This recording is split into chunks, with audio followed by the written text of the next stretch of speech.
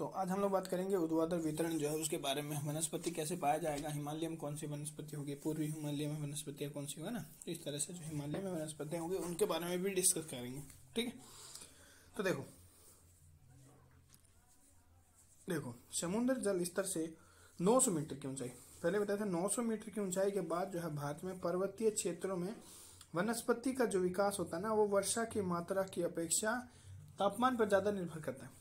तापमान पर अधिक निर्भर करता है। अगर कोई बोल रहा है कि कोई आदमी मान लो ऐसे ऊपर, मतलब बोल रहा है उसको, तुमको फोन किया और बोल रहा है कि मैं जो भाई हूँ, क्या बोल रहा है कि भाई मैं जो है 1000 मतलब 1200 मीटर ऊंचा हूँ।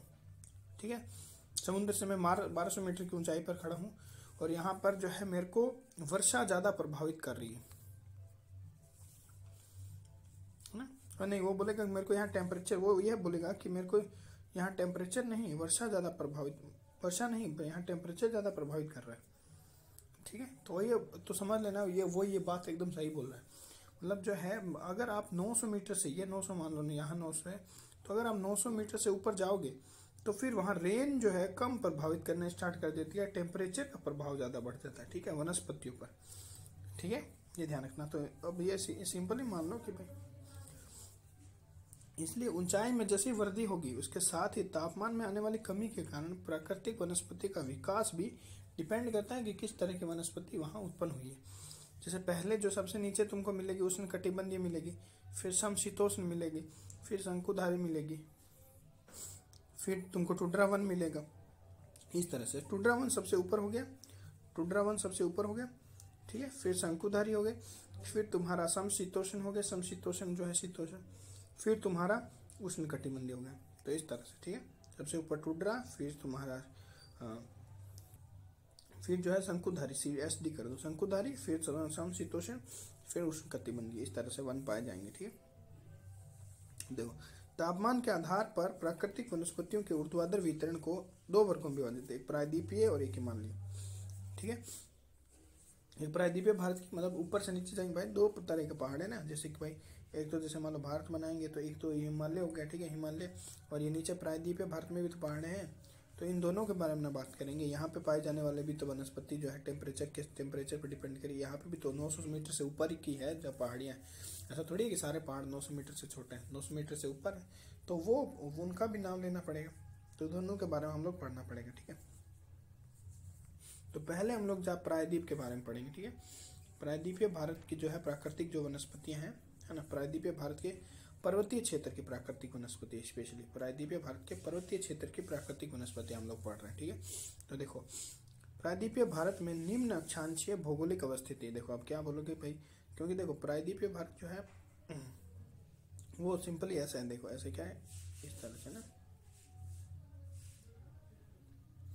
तो ये तुम्हारा मेनली प्रायद्वीपीय भारत हो जाता है। ठीक है, इस तरह से।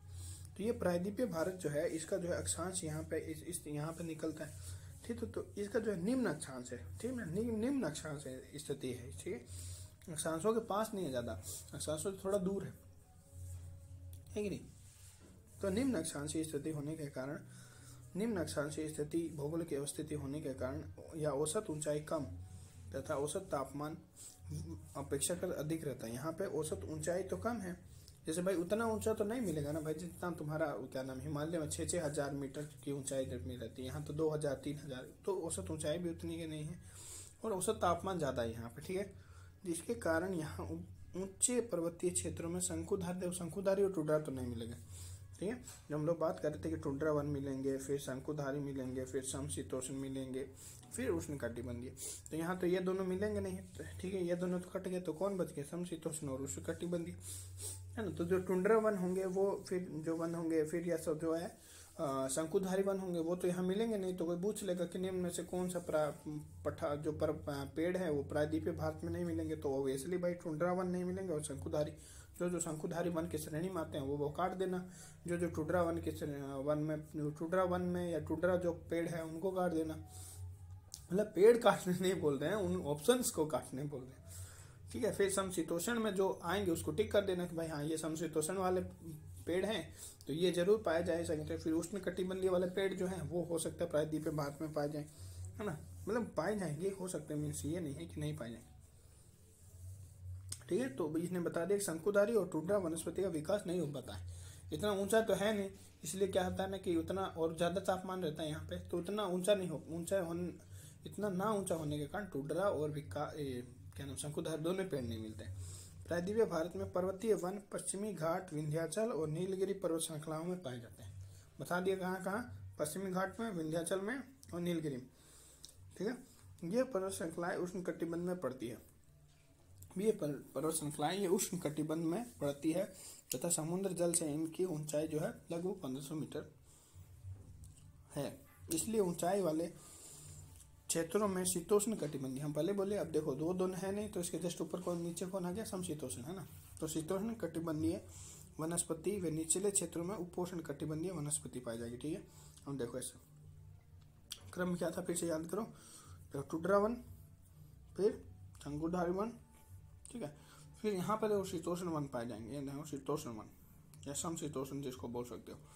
फिर यहाँ पे उपोष्ण पाए जाएंगे, उपोष्ण है ना, एक गर्मी और ठंडा दोनों मिला के, फिर जो है उष्ण कटिबंधीय पाए जाएंगे सबसे नीचे, ऐसे याद रहेगा। तो यहाँ ये दो तो होंगे नहीं, तो ये तीन जरूर तुमको मिलेंगे, ठीक है। ऊंचाई वाले क्षेत्रों में शीतोष्ण होंगे, उसके निचले क्षेत्रों में उपोष्ण होंगे, ठीक है, और उससे नीचे में तुमको उष्ण कटिबंधीय मिलेंगे। अब देखो नील नील नील पता है ना, नाप 16, ठीक है। नीलगिरी, अन्नामलाई और पालनी पहाड़ी पर पाए जाने वाले जो भी शीतोष्ण कटिबंधीय आर्द्र पर्णपाती वन हैं उनको सोलास वन कहते हैं, ठीक है। जब 16 से 6 से ऐसे आ सकते हो शीतोष्ण कटिबंधीय, ठीक है, याद रखो शीतोष्ण कटिबंधीय आर्द्र पर्णपाती वन है। ये वन सतपुड़ा और मैकाल श्रेणी में भी पाए जाते हैं, सतपुड़ा और मैकाल में भी, से सतपुड़ा भी हो सकता है, ल से मैकाल में ल जो लास्ट में आता है वो वाला, ठीक है। से सतपुड़ा पीछे भी तो है, देखो ये से सतपुड़ा पीछे भी है और ये मैकाल का ल है। इन वनों में पाए जाने वाले वृक्ष में कौन कौन से, देखो मैग्नोलिया, तोलिया हम पहले बताते, लेरेल क्या है, सिनकोना, कोना में फिट कर दो इनको, बेटल होगा, अब लड़ाई होगा, यूकेलिप्टस, लिपट के रोई, एलम यानी एलम फिटकरी, एलम याद है, ठीक है, फिटकरी लगा के बेटे को जला दिया, ठीक है, ऐसे करके याद कुछ बताया था। पारिस्थितिक आतंकवादी, यूकेलिप्टस याद रहेगा, बहुत हरामी होता है, सबका जो है पोषण छीन लेता है, इसलिए पारिस्थितिक आतंकवादी बोलते हैं इसको। अब देखो ये है, ठीक है। सबसे नीचे जो पाए जाएंगे वो उष्ण कटिबंधीय सदाबहार व पर्णपाती होंगे, चाहे उष्ण कटिबंधीय हो चाहे सदाबहार हो, मतलब उष्ण कटिबंधीय हो गए उसमें चाहे पर्णपाती हो चाहे सदाबहार, है ना, दोनों यहाँ पे पाएंगे 900 मीटर के आसपास में। फिर 900 मीटर से ऊपर जाओगे तो थोड़ा ठंड पड़ने लगेगा, तो थोड़ा ठंड ऊपर, थोड़ा तुरंत गर्मी में भी, गर्मी से तुरंत ठंड आया तो एकदम से तो तुमको शीतोष्ण मिलने से रहा, तो चलो भाई उपोष्ण मिल गया। फिर 1800 जाओगे तो ठंड पड़ने लगेगा, फिर गर्मी गायब हो जाएगी पूर्णतः, तो समशीतोष्ण वाले तुमको वन मिलने लगेंगे, ठीक है। और यही जो समशीतोष्ण वाले वन है ना, समशीतोष्ण वाले वन थे, ठीक है, सोलास वन, उन्हीं को सोलास वन कहा जाता है। इसमें कौन कौन से आते हैं, कहाँ कहाँ पाए जाते हैं सोलास वन, कोई बोलेगा तो नेपी है ना, नहीं याद रहे तो ये नीलगिरी, अन्नामलाई और ये पालनी पहाड़ियाँ, इन तीनों पे पाए जाते हैं सोलास वन, ठीक है। अब हिमालय की, अब ये तो बात कर ली प्रायद्वीपीय भारत की, अब चलते हैं हिमालय, बहुत हो गया प्रायद्वीपीय, हिमालय घूम के आते हैं, चलो फिर हिमालय की सैर करने चलते हैं, ठीक है। देखो नेचुरल वेजिटेशन ऑफ हिमालय, ठीक है, हिमालय के पर्वतीय क्षेत्र, सेम यही बात फिर से करेगा कि 900 मीटर है, 900 मीटर से आप ऊपर जाओगे तो आपको थोड़ा थोड़ा क्या होने लगेगा कि लगेगा कि वर्षा की जगह अब टेम्परेचर ज्यादा इफेक्ट कर रहा है, किसको, वनस्पति को, है ना। वनस्पति पे जो है वर्षा जो है नॉर्मल 900 से नीचे तक वर्षा ही ज्यादा डिपेंड करती है, वर्षा पे ज्यादा डिपेंड करता है। फिर 900 से ऊपर जैसे चल जाओगे तो फिर तुम्हारा वर्षा पे ज्यादा डिपेंड नहीं करेगा, टेम्परेचर पे ज्यादा करेगा, ठीक है, याद रहेगा, सेम बात है। देखो फिर से पढ़ देते हैं, हिमालय के पर्वतीय क्षेत्रों में, हिमालय के पर्वतीय क्षेत्रों में समुद्र जल से 900 मीटर की ऊंचाई तक प्राकृतिक वनस्पति के विकास का तापमान की अपेक्षा वर्षा की मात्रा अधिक निर्धारित करती है। 900 मीटर से नीचे हो भी ध्यान रखना, इसलिए 900 मीटर तक की ऊंचाई तक पूर्वी हिमालय में से पश्चिमी हिमालय की ओर जाने पर वर्षा की मात्रा में कमी आती है। ये तो पता है, इधर से इधर जाओगे तो क्या होगी, वर्षा की मात्रा में कमी आएगी। पूर्व से पश्चिम में जा रहे हैं ना, पूर्व हिमालय से पश्चिम हिमालय की ओर जाने पर वर्षा की मात्रा में कमी होती है। ठीक है, ठीक है। जिसके कारण क्या होता है कि उष्णकटिबंधीय वनस्पति का विकास सदाबहार वन से लेकर कटीले व सामान्य वन तक हुआ है। अभी 900 मीटर है, 900 मीटर से अभी ऊपर जाएंगे, देखो ना, अब देखो मेन मजा आएगा। अब 1000 से 2000 मीटर तक की ऊंचाई पर आर्द्र शीतोष्ण बना, ठंड आने लग गया तो आर्द्र शीतोष्ण, सिंपल बात है, शीतोष्ण में आर्द्र आ जाएंगे क्योंकि ठंड पड़ रही है तो गीला भी होगा थोड़ा बहुत, तो आर्द्र शीतोष्ण प्रकार के वन मिलने लग जाएंगे। ठीक है, ये मुख्यतः संकुल आकार के होते हैं। ठीक है, संकुल आकार के, डायग्राम बना देते हैं ऐसे ऐसे करके होते हैं ये सब। ठीक है, ये वाला। ठीक है, गहरी हरी भू दृश्यावली का निर्माण करने वाले वनों का धारियों के रूप में पाए जाते हैं, धारियों के रूप में। ठीक है, धारियों के रूप में ऐसे, फिर ये पेड़ हो गया, फिर इस तरह से इसको ऐसे जोड़ दो, इस तरह से धारियों के रूप में, ये कुछ और ही बन गया। तो मतलब जो भी धारियों के रूप में पाए जाते हैं।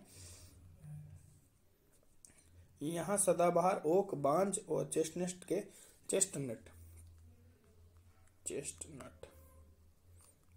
के वृक्ष पर पाए जाते हैं। सदाबहार ओक का, जिसको बांज बोलते हैं, बांज या ओक, और एक चेस्टनट, इनके वृक्ष पाए जाएंगे। कितना मीटर पे बताया बता, 1000 से 2000 मीटर। अब 1500 से 7500, 7500 नहीं, 1750। ठीक है, 1500 से 1750। ठीक है, 1750 मीटर की ऊंचाई पर चीड़ के वन काफी विकसित रूप में पाए जाते हैं। चीड़ के वन, चीड़ की वन की फोटो बता देंगे। ये जो होता है चीड़ का पेड़ होता है। ठीक है, इस पे ओके करके देखते हैं, देखो इस तरह का चीड़ का पेड़ दिखता है। ठीक है, याद रहेगा, ओके हो भाई, ताकि कुछ कर सके। ये देखो, ये जो है चीड़ का पेड़ है, इस तरह से एक सीधा रहेगा और फिर थोड़ा सा ऊपर से इस तरह से दिखेगा ना, तो ये चीड़ का पेड़ है। चीड़ का पेड़ का सबको उपयोग भी पता होगा, पता है। चीड़ का पेड़ का देखो यहाँ पे इसने कुछ लगाया हुआ है इस तरह से, ये देखो इस तरह से कुछ इकट्ठा कर रहा है। क्या कर रहा है, turpentine oil extract from pine, ये ध्यान रखना है ना। देखो फोटो भी दिखा दी, ये देखो ये चीड़, ये टर्पेंटाइन ऑयल है। तो चीड़ के तेल से क्या होता है, चीड़ का जो पेड़ होता है उससे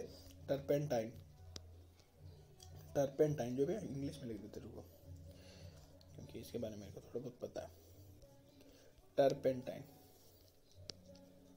टर्पेंटाइन ऑयल ऐसे रिलीव किया जाता है। देखिए टर्पेंटाइन ऑयल यहाँ पे सेम ऐसे ही होता है, येलो कलर का, जो सूसू जैसा दिखता है ना, वैसे ही कलर का होता है एकदम। ठीक है, वैसे कलर का होता है टर्पेंटाइन, और ये चीड़ के ऑयल से एक्सट्रैक्ट किया जाता है। ठीक है, चीड़ की छाल से, छाड़ को थोड़ा हटा के फिर उसके बाद में इसको एक्सट्रैक्ट किया जाता है। तो याद रहेगा ये oil, turpentine oil extraction from the चीड़, ये याद रखना। ठीक है, इसको उपयोग हो गया। ये कितना पे पाया जाता है, ये कितनी ऊंचाई पे पाया जाएगा, हिमालय में 1500 से 1750 की ऊंचाई पे ये पाया जाता है कम से कम। ठीक है, तो ये लर्न कर लेना है। ठीक है, ओके, ठीक है। अब याद रहेगा, चीन जो है आर्थिक दृष्टि से महत्वपूर्ण है। हम क्यों बोल रहे हैं ये आर्थिक दृष्टि से महत्वपूर्ण, बता दिए तो बताएंगे आर्थिक दृष्टि, क्योंकि इसे टर्पेंटाइल जो है, टर्पेंटाइन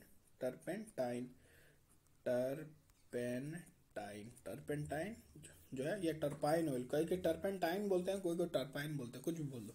ठीक है, टर्पेंटाइन जो है ऑयल, इसे एक्सट्रैक्ट किया जाता है, इसलिए इम्पोर्टेंट है। ठीक है, फिर आप थोड़ा ऊपर और चल जाओ भाई, तो 1750 तक पहुंच गए। अब आगे कहाँ पहुंचोगे, 2000 तक, 2000 से 3000 की बात करेंगे। तो यहाँ पे भी आदर्श शीतोष्ण वनों का विस्तार मिलता है। इन वनों में कौन कौन आता है, देखो देवदार, ये याद रखो, ये बहुत इंपॉर्टेंट है। ठीक है, यहाँ पे तुम पहुंच गए ना, अब ये ध्यान रखो, यहाँ पे देवदार, भोजपत्र, रोडोडेंड्रॉन, चीड़ भी देखो, ऐसा थोड़ी है कि चीड़ सिर्फ वहां पर, यहाँ पे ध्यान रखो उतना भी पाया जाता है, चीड़ यहाँ पे बहुत कम पाया जाए। सिल्वर फर, स्प्रूस, एक बार ये क्वेश्चन आया था, सिल्वर फर, स्प्रूस, इनमें में से कौन सा जो है कि पेड़ नहीं है, जैसे हिमालय पेड़ नहीं, उसमें देवदार, सिल्वर फर और स्प्रूस दिया हुआ था, एक था सिनकोना, है ना। या कोई और वृक्ष दे देगा, बोलेगा कि कौन सा हिमालय पे नहीं पाया जाता है, तो भाई देवदार पाया जाता है, भोजपत्र यानी बुरुस यानी रोडोडेंड्रॉन जिसको बोलते हैं, है ना, चीड़ और सिल्वर फर और स्प्रूस, इन सब का मैं अभी फोटो दिखाऊंगा एक एक करके, और इसके बारे में हम लोग बात करते हैं। चीड़ के वृक्ष, देखो अब चीड़ का बता दिया, चीड़ हम बात किए थे। चीड़ के वृक्ष से एक बार यूपीपीसीएस का ये क्वेश्चन है, चीड़ के वृक्ष से जो है लीसा बोला कि लीसे किससे प्राप्त होता है, ठीक है। टारपिन, टारपिन बोलते हैं, टर्पेंटाइन बोलते हैं, कुछ भी बोलते हो ना। टारपिन का तेल क्या है ना, टर्पाइन का तेल भी बोल सकते हो। कोई कोई टर्पाइन लिख दे, कोई टारपिन लिख दे, कोई टर्पेंटाइन लिख दे। तो ये सब चीड़ के पेड़ से प्राप्त होते हैं, सबका नाम एक ही है। इसका उपयोग जो होता है ना, ये साबुन बनाने में, पेंट बनाने में, कागज उद्योग में, इन सब में किया जाता है ना। कीड़े निकालने में भी किया जाता है ना। किसी एनिमल का अगर एनिमल या ह्यूमन के पेड़ एनिमल जैसे कहीं घाव हो जाए और उसके अंदर लार्वा जो है क्या नाम है, घरेलू जो हाउस फ्लाई होता है ना, जो मक्खी होती है, वो अगर वहां पे जाके अपने अंडे दे देती है तो लार्वा उसमें खाने लगता है उसका मांस को, उस जानवर का। तो वहां पे अगर टर्पेंटाइन ऑयल डाल दोगे तो वो हेल्प करता है। ठीक है। तो चिकित्सा के रूप में भी यूज होता है, ऐसा नहीं सिर्फ साबुन पेंट बनाने में भी काम होता है। कागज, साबुन, पेंट और कागज। ठीक है। सपाक याद में, सापक है ना। तो सापक मतलब साबुन में मतलब पेंट में, और ऐसे में टर्पेंटाइन पेंट पे गिर गया ना, और पेंट में कागज था, वो क्या हो गया, गीला हो गया, तो उसको साबुन से धोना पड़ेगा। तो ये तीनों में काम आ जाता है, ये ध्यान। अब जो है मैं एक बार सब करके दिखा देता हूँ कौन कौन से। देवदार कैसे दिखता है, भोजपत्र जो है वो, भोजपत्र का पेड़ कैसे दिखता है, बुरोंस यानी रोडोडेंड्रन का कैसे दिखता है, सिल्वर फर या स्प्रूस, ये का सब कैसे दिखता है, एक एक करके इनको डिस्कस कर लेते हैं। ठीक, कुछ और भी है तो देख लेते हैं, एक बार पढ़ लेते हैं क्या। एक बार सबको थोड़ा बहुत पढ़ लेते हैं, फिर उसके बाद में हम लोग चलेंगे देखने। ठीक है, विजिट करने। देखो अब 3,000 मीटर से अधिक ऊंचाई पर अल्पाइन वृक्ष व चारागाह भूमियों का संक्रमण। अब 3,000 पे जाओगे तो आगे अल्पाइन मिलने स्टार्ट हो जाएंगे। ठीक है। ऋतु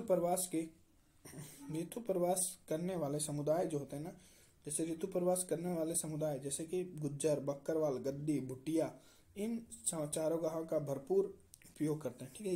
ये देखो एक बार क्वेश्चन पूछा गया था, निम्न में से कौन सा जो है वो ऋतु प्रवास करने वाली जनजाति है, तो भुटिया याद रखना। भुटिया, गद्दी, बक्करवाल, गुज्जर। ठीक है। गुज्जर है, गुर्जर नहीं है, ध्यान रखना। गुज्जर, गुर्जर नहीं, गुर्जर नहीं है, ध्यान रखना। गुर्जर नहीं बात कर रहा हूँ, इट्स अ गुज्जर। ठीक है। गुज्जर नहीं, ये गुर्जर है, ये गुज्जर है। गुज्जर, बक्करवाल, गद्दी, भुटिया, याद है। GB, GB, GB, GB. ठीक है। अब ये चलो हम लोग अब देख लेते हैं एक बार कम से कम। ठीक है। पहले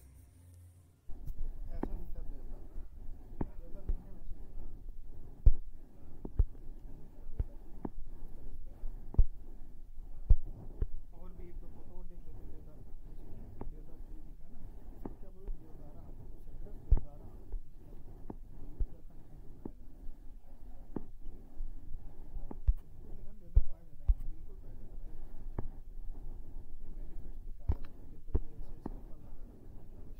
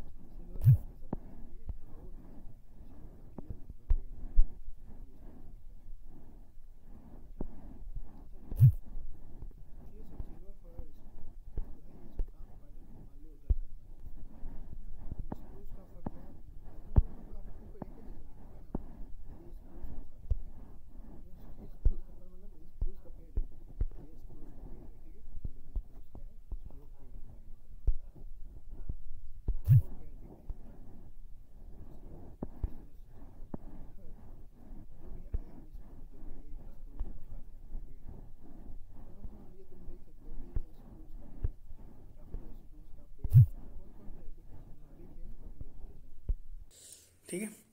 तो ये हम लोग ने एकदम जाके याद, मतलब एकदम प्रैक्टिकली जाके तो नहीं देख सके, बट कुछ कुछ देख तो सके, तो उसका हम लोग ने देख लिया। अब हम लोग आगे चलते हैं, ठीक है। जैसे कि हिमालय मोर हमने बता दिया कि कौन कौन से जो है ऋतु प्रवास करती है, 4-5 जातियों के नाम बता दिया ना। जातियों का नाम याद रखना बहुत इंपॉर्टेंट, रियल में बहुत इंपॉर्टेंट। कौन कौन सा था? भूटिया, भूटिया था, बक्करवाल था, बकरवाल ऐसे याद ना। बकरा पालने के लिए, बकरा पालने के लिए ऊपर नीचे आते हैं, कभी ऊपर पालते हैं कभी नीचे पालते हैं, बकर पाल। भूटिया या भूलिया, भूलिया भूत जो है, भूत बोलते हैं ना, कभी पेड़ के ऊपर चढ़ता है कभी नीचे जाता है, इस तरह से तो है ऋतु प्रवास करता है भूत जो, भूतिया। फिर जो था हमने बताया एक क्या ना, गद्दी, ठीक है। और एक और क्या था बताओ? प पे था, बकरवाल हो गया, भूटिया हो गया, गद्दी था, ग पे है गुर्जर, गुर्जर नहीं गुज्जर, ठीक है। ये 4 था। जीबी, जीबी याद है, जीबी जीबी, बीजी जीबी, ऐसे कुछ भी याद कर सकते हो, बीजी जीबी, ठीक है। तो अब हम लोग आगे चलते हैं उसके बारे में। देखो, पश्चिमी हिमालय की अपेक्षा पूर्वी हिमालय की निम्न अक्षांशीय भौगोलिक अवस्थिति के कारण, अवस्थिति के साथ विषुवत रेखा एवं समुद्रता से निकटता के कारण न केवल औसत तापमान अधिक रहता है बल्कि वर्षा भी अधिक मात्रा में होती है। अब देखो ये यहाँ पे क्वेश्चन है, ये क्वेश्चन आया यूपीपीसीएस का। यूपीपीसीएस पूछता है कि भाई जो पश्चिमी हिमालय है उसकी अपेक्षा पूर्वी हिमालय में ज्यादा वर्षा क्यों होती है, वर्षा क्यों, रेन ज्यादा क्यों होती है भाई? जैसे कि सिंपल बात है ये, जैसे मैं मान लेता हूँ कि ये जो है इधर इधर, ये तो हो गया पूर्वी पश्चिमी हिमालय, ये जो है पूर्वी हिमालय, ठीक है। ये पूर्वी हिमालय, ये पश्चिमी हिमालय, ठीक है, पश्चिमी ये पूर्वी। अब बोल रहा है कि भाई ऐसा सीधा तो नहीं है ना, तो ऐसे बना देते हैं, ठीक है, इस तरह से जाता है। तो ये पश्चिमी हो गया, ये पूर्वी हिमालय हो गया, इस तरह तुम्हारा विषुवत रेखा गुजरती है ना इसी के पास से, ये तो बहुत दूर पड़ जाता है विषुवत रेखा से। तो बोलता है कि भाई यहाँ पे तो वर्षा ज्यादा होती है ना, यहाँ पे तो वर्षा ज्यादा होती है, यहाँ पे कम होती है। तो कोई कोई सोच सकता है कि हो सकता है कि यहाँ से विश्व जो है मानसून जाता होगा तो मानसून के कारण होता, नहीं। पर यहाँ पे जो मानसून को कारण मेन नहीं मानते, यहाँ पे मेन कारण मानते हैं जो विषुवत रेखा के पास की स्थिति जो है ना, और समुद्र से निकटता, ये जो है मेन कारण मानते हैं। देखो, पश्चिमी हिमालय की अपेक्षा पूर्वी हिमालय की निम्न अक्षांशीय भौगोलिक अवस्थिति के कारण, निम्न मतलब पास में है उसके, विषुवत रेखा एवं समुद्र से निकटता, दो कारण है कि विषुवत रेखा के भी पास में है वो और समुद्र से भी निकटता है, के कारण वे न केवल औसत तापमान वहां अधिक रहता है बल्कि वहां वर्षा भी अधिक मात्रा में, वहां टेम्परेचर भी ज्यादा है और वर्षा भी ज्यादा है। क्योंकि देखो कर्क रेखा के ज्यादा पास में कौन होगा? पूर्वी हिमालय, है ना। तो वहां पे टेम्परेचर भी ज्यादा रहेगा और वर्षा भी वहां ज्यादा होगी। ये कारण है कि क्यों? क्योंकि समुद्र से निकटता है और जो है वो जो है क्या नाम है, विषुवत रेखा जो है उसके ज्यादा पास है, विषुवत रेखा के ज्यादा पास। ये तो कर्क रेखा जा रही है, बाद में मान लो विषुवत रेखा तो यहाँ पे होगी, तो हालांकि ये नजदीक तो ज्यादा ये ना हो पड़ेगा पूर्वी हिमालय, तो यही इसने इसको कारण माना है, ठीक है। अब यही बोला है कि यही कारण है कि पश्चिमी हिमालय की अपेक्षा पूर्वी हिमालय में प्राकृतिक वनस्पति की सघनता, जीवभार एवं जैव विविधता। सिंपल बात है, अगर तुम ये समझ गए कि वहाँ वर्षा ज्यादा क्यों हो रही है, तो वर्षा ज्यादा होगी, जहाँ वर्षा ज्यादा होगी वहाँ जैव भार ज्यादा होगा, जैव विविधता ज्यादा होगी, तो ऑब्वियसली पूर्वी हिमालय में ज्यादा जैव विविधता होगी, ठीक है। इसमें कोई डाउट वाला थॉट नहीं, ठीक है। अब पश्चिमी हिमालय की अपेक्षा पूर्वी हिमालय का औसत तापमान अधिक होने के कारण, देखो अब पश्चिमी हिमालय की अपेक्षा पूर्वी हिमालय का औसत ताप अधिक होने के कारण, अब क्यों बताया इसने अधिक कारण? देखो जैसे ये हिमालय इस तरह से जाता है ना, नीचे हो जाता है, धीरे धीरे मुड़ता जाता है। तो यहाँ से जैसे मान लो कि ये कर्क रेखा होगी या फिर इसके नीचे भी विषुवत रेखा होगी, है ना। जैसे थोड़ा और ऊपर से ही बनाते हैं, जैसे मान लो कि ये तुम्हारा हो गया हिमालय, ठीक है, ऐसे जा रहा है, ये तुम्हारा कर्क रेखा इसके पास जा रही है और ये विषुवत रेखा हो गई, ठीक है। तो जैसे मान लो कि सिंपली ये इससे तो ये इतना दूरी हो गया ना, ये इतना दूरी हो गया, यहाँ पे ये इतना दूरी, तो ये कम ना हो गया, ये नजदीक हो गया, इससे भी ले लो, इससे क्या फर्क पड़ता है, इतना दूरी हो गया, ये यहाँ पे इससे इतना दूरी हो गया। तो ये अगर ये x है और ये y दूरी है, तो ओबियसली जो है y x जो ज्यादा दूरी है, तो ये ज्यादा दूरी होने के कारण इसके पास तो तापमान क्या पहुंचेगा? कम पहुंचेगा। ये पास में है तो ये पास की चीजें जल्दी गर्म हो जाएगी, ये थोड़ा दूर है उससे तो थोड़ा कम लेट गर्म होगा, है ना। तो यहाँ ज्यादा गर्मी भी पड़ेगा और ज्यादा गर्मी पड़ेगी तो जहाँ हवाएं उठेगी और यहाँ ज्यादा वर्षा होगी, तो यहाँ वर्षा ज्यादा होगी तो यहाँ जैव विविधता भी ज्यादा होगी। तो पूर्वी हिमालय में यही बकचोदी ज्यादा है, क्या है कि यहाँ पे गर्मी ज्यादा के साथ में वर्षा ज्यादा है, वर्षा ज्यादा के साथ में जैव विविधता भी ज्यादा है, ठीक है, याद रहेगा हमेशा के लिए। क्लियर।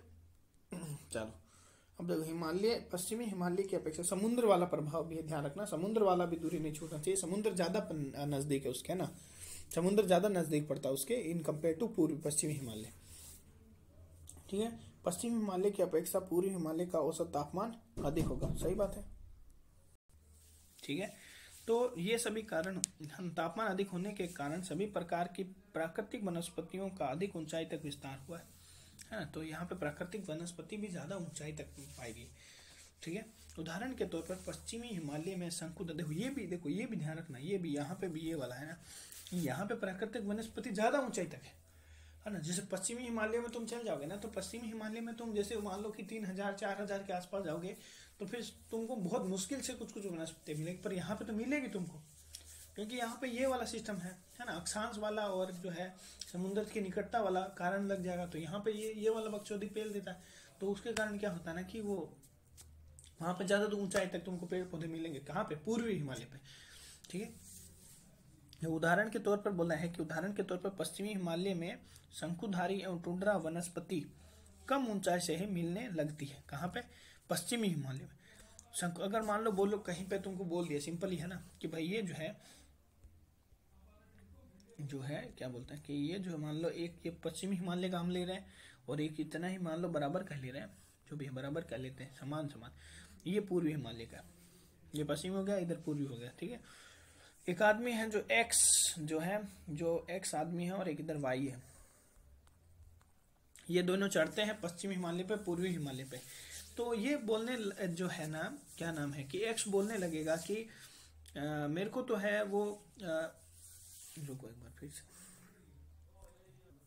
हाँ इसमें देखो आप बताए थे जो एक्स और वाई वाला ना, तो एक्स और वाई जो है उसमें क्या होता है ना कि सिंपल एक थॉट लेते हैं, जिसमें उसको क्या है ना कि ये बोलेगा कि ये जैसे चढ़ने लगेगा ना, तो 3000-4000 के आसपास इसको है ना उसी पे शंकुधारी और टुंड्रा वंश जो है कम ही ऊंचाई पे मिलने स्टार्ट हो जाएंगे, क्योंकि फिर बाद में 4000 मीटर के बाद में जो है उसके बाद में टेम्परेचर अधिक पड़ना, बहुत कम हो जाने लगेगा, तो जो टुंड्रा वनस्पति है वो इसमें यहाँ पे दिक्कत होने लगेगी, विकास इसका नहीं हो पाता वहाँ पे।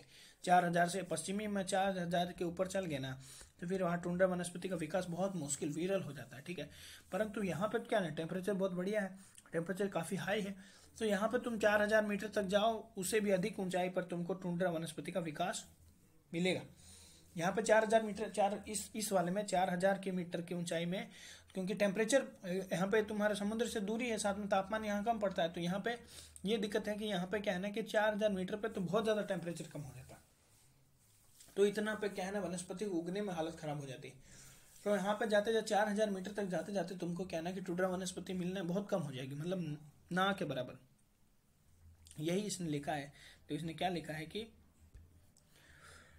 है ना कि उदाहरण के तौर पर पश्चिमी हिमालय में शंकुधारी, पश्चिमी हिमालय की बात कर रहा है, शंकुधारी और टुंड्रा वनस्पति कम ऊंचाई में ही सही मिलने लग जाएंगे। अगर मान लो दोनों में ही तुम चढ़ते हो, जैसे मान लो एक एक्स आया और वाई है ना, वो एक्स जो है पश्चिमी हिमालय पर चढ़ रहा है और वाई जो है पश्चिमी पूर्वी हिमालय पर चढ़ रहा है, तो एक्स चढ़ते चढ़ते चढ़ते चढ़ते चढ़ते चढ़ेगा, तो वो बोलेगा कि सबसे पहले फोन करेगा एक्स और बोलेगा कि अरे यार मेरे तो यहाँ शंकुधारी और मेरे को क्या नाम है कि टुंड्रा वनस्पति कम ही ऊंचाई पे मिलने स्टार्ट करूँ, बोले कि यहाँ पे तो नहीं मिला है, तो वो फिर आगे जाएगा तथा 4 मीटर की अधिक ऊंचाई वाले पर्वतीय क्षेत्रों में अत्यंत कम, अब 4000 मीटर ऊंचा चला गया, ठीक है, तो बोलेगा कि अरे यार यहाँ तो बहुत ज्यादा टेम्परेचर कम हो गया अचानक से, है ना, मतलब अचानक से नहीं, मतलब टेम्परेचर कम हो गया है, इसके कारण क्या हुआ ना कि टुंड्रा वनस्पति का जो विकास भी नहीं हो पाता है, विकास नहीं हो पा रहा है यहाँ पर, मतलब जो है बहुत कम हो गया टेम्परेचर इसके कारण।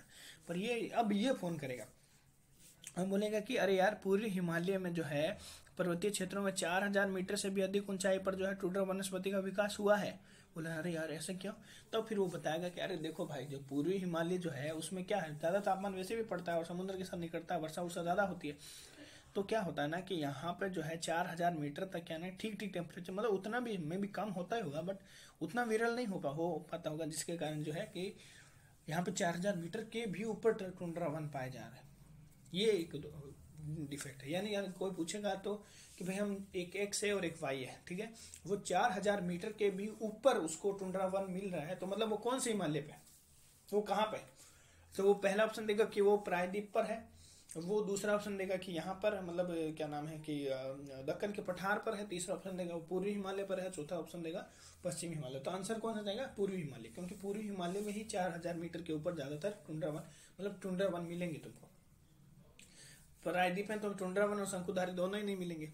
तो ये तुमको कम से कम ध्यान रखना है कि क्या क्या मिलेगा और क्या नहीं मिलेगा, ठीक है। तो इसका जो है एक डायग्राम जो दिया हुआ है वो हम देख लेते हैं, बहुत बढ़िया डायग्राम है, ठीक है। इसका हम जो है देख लेते हैं, ये बहुत बढ़िया डायग्राम। इसको ऐसे करके ज़्यादा बेहतर रहेगा क्या? नहीं, ऐसे ज़्यादा बेहतर नहीं रहेगा, बेहतर ऐसा ही है। देखो इधर पूर्वी हिमालय और पश्चिमी हिमालय, ठीक है, क्लियर हुआ? पूर्वी हिमालय और पश्चिमी हिमालय, पूर्वी हिमालय पश्चिमी हिमालय की तुलना इसने की है, ठीक है। देखो नीचे से हम लोग चलने लगेंगे, उष्णकटिबंधीय वनस्पति आएगी सबसे पहले, फिर थोड़ा और ऊपर चलेंगे तो उष्णकटिबंधीय जो है वनस्पति आर्द्र वन पर्वतीय वन वनस्पति हो जाएगी, उष्णकटिबंधीय आर्द्र पर्वतीय वन, ठीक है। थोड़ा ठंडा बढ़ेगा, ये देखो यहाँ पे उपोषण हो गया, थोड़ा ठंडा बनना स्टार्ट हो गया, ठीक है। अब थोड़ा खासा ठंडा बढ़ना, गर्मी खत्म होने लगेगी, समशीतोष्ण आर्द्र पर्वतीय वन आने लगेंगे, ठीक है, पर्वतीय वन आने लग गए, ठीक है। देखो 1800 से ऊपर के, इससे बीच में तुम्हारा 900 से तुम्हारा क्या नाम है 1500 के बीच में तुमको उपोषण वाले मिलेंगे, फिर समशीतोष्ण आने लगेगा। अब देखो यहाँ इसके बाद में तुमको वहां नहीं मिलता है, ये और ये दोनों पेड़ जो है प्रायद्वीपीय में तुमको नहीं मिलेंगे, ठीक है। पर अभी तो हम प्रायद्वीपीय की बात ही नहीं कर रहे हैं, अभी हम बात कर रहे हैं किसका?